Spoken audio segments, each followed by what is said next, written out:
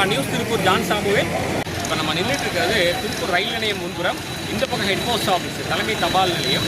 அங்கு இன்னைக்கு பாரதிய ஜனதா கட்சிக்கு எதிர்ப்பு தெரிவிக்கக்கூடிய ஏஐடியூசி, சிஐடியு, சிபிஎம் கட்சியை சேர்ந்தவர்கள், அப்புறம் தொழிலாளர் முன்னேற்ற சங்கம், திமுக பேஸ்டு தொழிற்சங்கங்கள், இவங்க எல்லாமே பல்வேறு கோரிக்கைகளை வலியுறுத்தி இன்றைக்கி இந்த ஆர்ப்பாட்டம் நடத்திட்டு இருக்காங்க.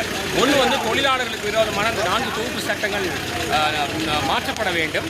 அப்புறம் வந்து மகாத்மா காந்தி கிராம வேலைவாய்ப்பு திட்டம் அது முழுமையாக செயல்படுத்தப்பட வேண்டும். விலைவாசி உயர்வு கட்டுப்படுத்தப்பட வேண்டும். இப்படி பல்வேறு கோரிக்கைகளை வலியுறுத்தி இன்றைக்கி ஹெட் போஸ்ட் ஆஃபீஸினால சாலை மறியல் மற்றும் ஆர்ப்பாட்டம் நடத்திட்டு இருக்காங்க. அநேகமாக இப்போ இருக்கிற நிலைமையை பார்த்தீங்கன்னா இப்போ காவல்துறை இவங்களை கைது செய்து அழைத்து செல்லப்படுவார்கள் என்று நினைக்கிறேன். ஒரு நாளையே அவங்க வந்து ரிலீஸ் பண்ணிடுவாங்க. இது போன்ற போராட்டங்கள் மத்திய அரசை எந்த அளவுக்கு மாற்றப் போகிறது என்று தெரியவில்லை. அவர்களும் தொடர்ந்து போராடி கொண்டிருக்கிறார்கள்.